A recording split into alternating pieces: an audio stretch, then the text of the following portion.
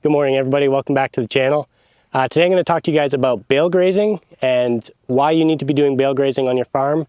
And not only am I going to tell you about it, but I actually have 3 different examples to show you how you can effectively use bale grazing on your farm. And at the end of the video, I'm going to take you over to a spot where we did bale grazing 3 winters ago, and we can see how that grass is recovering. So behind me here, in this first section, we have 6 sheep and 1 heifer. And the people that own those animals are doing bale grazing. Slightly different style. Then over in the next section, we have a single dairy cow. She's being fed with a round bale feeder. I'm not sure if you can see that or not. And then on the other side of the slope, we have my 2 cows and 2 calves. And again, I'm doing a slight variation on bale grazing over there.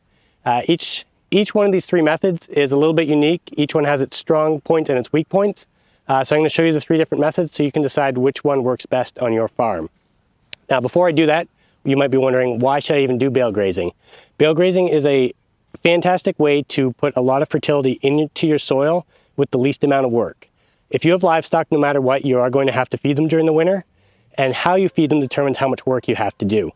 If you do what's more common, you put them in a barn or in like a sacrificial lot for the winter, come spring, or maybe later in the summer, you're going to have to clean all that old hay and manure out.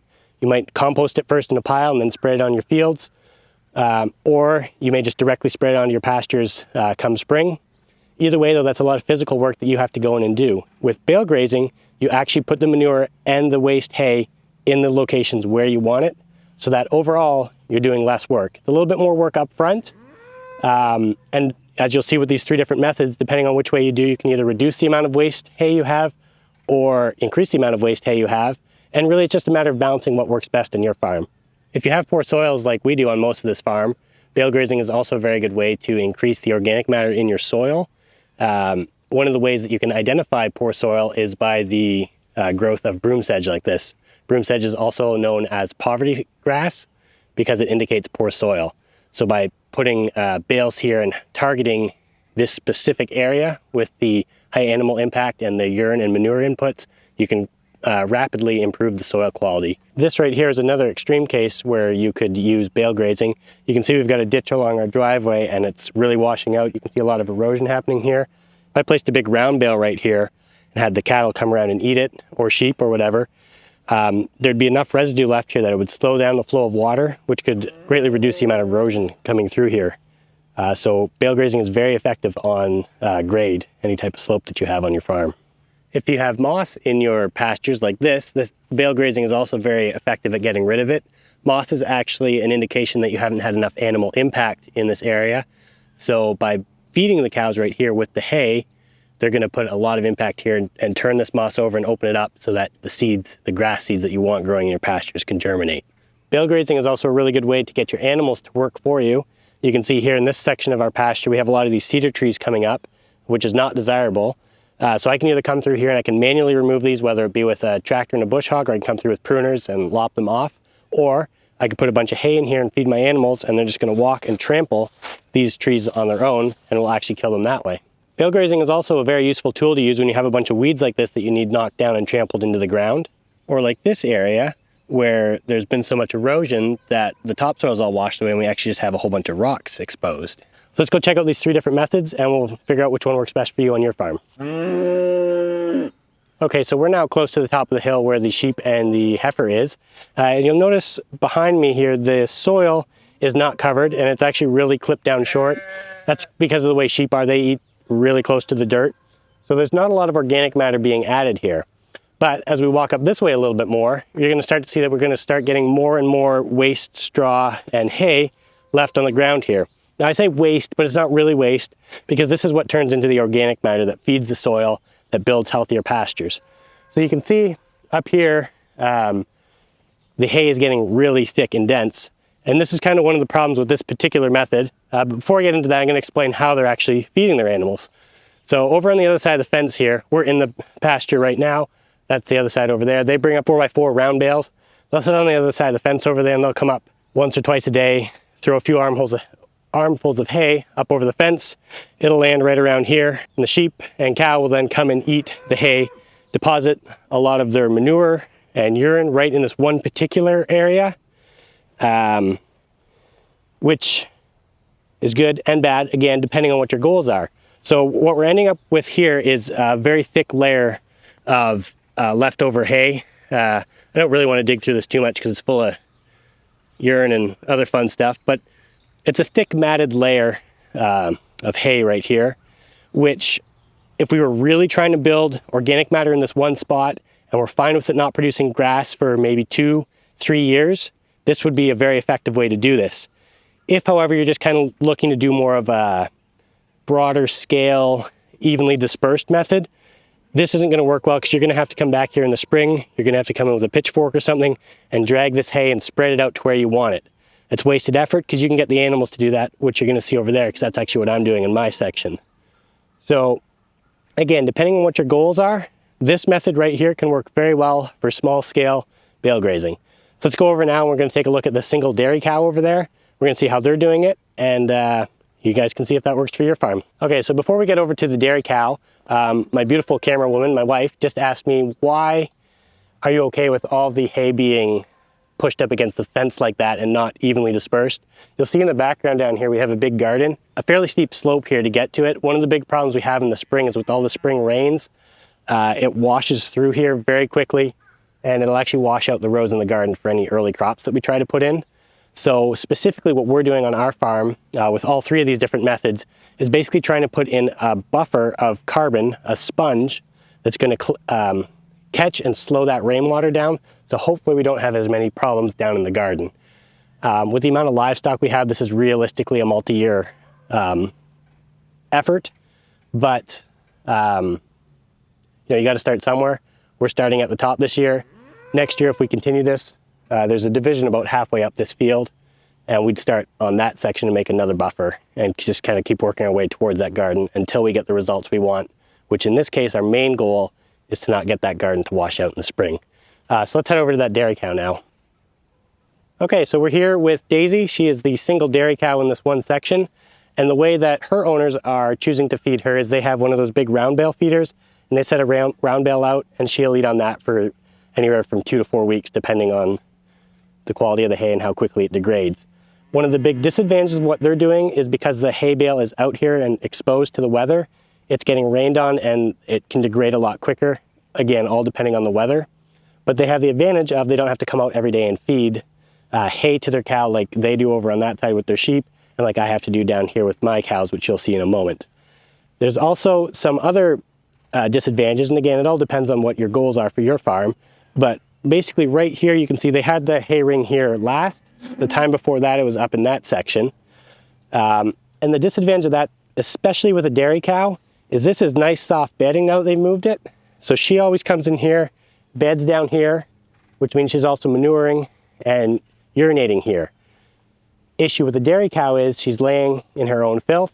You go to milk her, you really got to clean off her udder before you can get some nice clean milk. That's causing some extra work, which is going to have a double negative, and that is that we actually go through here. When we were milking this cow for them, we would go through here with the pitchfork and we would actually scoop up all the manure that was in the bedding, and we would bring it over here and put it into this pile. Now this pile here is a little deceptive because I got two things going on here. Yeah, it's all the manure, but underneath of it is actually a tree stump that I'm trying to get to decompose faster. So I've intentionally piled all this manure around it to try to get this tree stump to decompose. Now, this is coming at an expense though, because here we've taken basically all the nitrogen that was nicely mixed in with the bedding up there, but because the nitrogen is missing and the carbon nitrogen balance is out of whack, we're gonna have that hay laying up there on the ground for a lot longer. If we keep walking down here, you're gonna see this is the round bale feeder that they're using. Pretty standard run-of-the-mill stuff. They do have this tarp, which they usually try to have spread over part of the top of it just to try to keep some of the rain off. She'll probably be on here for another couple weeks, then they're gonna move this to another location. Generally speaking, as you look around this area, you can see the hay is here, it is not spread around out there. It's gonna be a sharp contrast to what you're gonna see over here as we look at my cows. Let's go and do that now. Okay, so here we are over in my section. We have 2 cows, 2 calves in here. And as you look at it, you're gonna notice right away that our bedding, our waste hay, is very spread out, very evenly distributed. And as well, the manure is also very well distributed over this entire section here. So this method that I'm doing would be very good if you're trying to target a larger area and you want the grass to grow through that same year instead of developing a thick mat like those other two previous layers. Now the way that I accomplish this, you may or may not be able to see it, but up behind our stanchion over there, we have a round bale, and same thing as the first section. I'll grab a armful or two of hay, but instead of just throwing it over the fence, I walk to a specific area where I want them to target. So what I'm typically looking for is an area that already doesn't have good ground cover with the hay. As you can see, we've more or less covered this whole area in about 2 months, I think is how long we've been feeding hay. Now, there are some risks with doing this. The biggest one is going to be the parasite load on your animals. During the winter, when it's really cold and everything's frozen, the parasite risk is very close to zero, so you don't have to worry about it. But right now, spring is coming, it's starting to warm up. So I'm actually going to get my cows off of here very soon, hopefully this week, just to get them to a fresher pasture to try to keep their parasite load low. And with that, I think that wraps up everything that I've talked about with bale grazing. If you do have questions, put them in the comments. I do read the comments. I try to answer what I can. But we're going to head over to the part where we did bale grazing 3 years ago, and I'm going to show you the results of that. So let's go over there now. Okay, so we're down here in the section of the pasture where we did the bale grazing. It's been 3 full winters now, but we're standing in the specific spot right now because I'm going to put some pictures up to kind of show you the progression of what we went through. So you can see kind of what we started with right here. We got a lot of broom sedge, a lot of tall standing weeds or less desirable grasses that we wanted to not only knock down, but also to put nutrients into those locations where those weeds are. I'm not sure if I have a picture of it or not, but along the back fence there, we had 9 full rolls of milo stalks, which is more or less a type of corn. And what we would do is just unroll them from right where they were. And we covered that whole section back there, basically where that green square is right now, actually. And that had some interesting effects, which I'll go up there and talk about. And then the other way that we did it was we had that round feeder that you saw earlier in the video, and we'd set a bale out and let the cows eat on that for, I think they were going through a bale in about 4 days to a week. So I'm going to take you to some of those spots too and show you how the soil has responded. So let's start by going up here where we rolled the bale out and see what we can see. Okay, so right here we're standing in one of the sections where we rolled out those 9 bales. And as you look at the grass around here, you'll notice the grass is pretty sparse. It's just kind of in clumps here and there. And that is because this milo stubble was so thick, nothing could grow through it. And actually I guess it was last summer, I walked through here and I dug through it and I smelt it, and it smelled absolutely terrible. It was a very anaerobic situation that we had created here. Later that same summer, so this past summer, that'd be 2 years after we originally rolled the bales out, we had good growth in here, but it wasn't grass. We had a lot of different weeds coming through. I forget now which ones they were exactly, but you can see the remnants of some of them. And that's good and bad. The cows ate it, so it's at least feed for them. But it wasn't the good high quality grasses that we're aiming for in this particular pasture. One of the things that is most improved here, that is probably the hardest to show you on video, is the quality of the soil here. Most of this area around me, but prior to bale grazing, we do step in posts. You would struggle to get the posts stepped in unless it had just rained. Right now, this soil is very soft, and you can almost effortlessly press a step-in post in anywhere in this area. So I know that the soil is recovering. It just has to go through those natural progressions from basically covered soil / bare soil to weeds, then the grasses, and that's where I'm going to try to hold it so that it doesn't continue along the progression and get to shrubs and trees and eventually a big forest, because I want grass, because that's mostly what my cows eat. You can see over here we do still have some bare spots. The chickens also come through here and scratch it up a lot, which is hindering the germination of some of the grasses and stuff, but that's all right. It's all part of the cycle, and we've got some time. So we're going to head over now to where a few of the bales were placed, and you can see what we've got going on there. Okay, so right here you can actually pretty clearly see where we had 2 bales. There's this green circle here and another green circle over here. 2 bales at, again, the same year, about 3 years ago now. This particular one here, if we come in and we look at it closer, a lot of this green is actually clover coming through. I suspect it's white clover just based on what typically comes up here, but we'll see a little later. So clover is great. Clover is really good to have in your pasture. It's good to have as part of that mix. So this is really progressing well over here. That's kind of in contrast to this particular area over here, We do have some clover coming through, some other weeds. This I think is Creeping Charlie. I don't know, but there's still a lot of bare spots in here. So this one is a little bit further behind in that progression. But again, as I'm walking on this, this is really soft soil. This is going to be very nice soil. It might just take another year or two. Now we can further contrast that with over here. We had a third bale placed right here, and you can see this one has not progressed at the rate that we would have liked to see. Still a lot of bare open soil here. The good thing is though, with this bare soil, annual weeds will come and fill this in, and odds are your cattle are going to graze it anyways.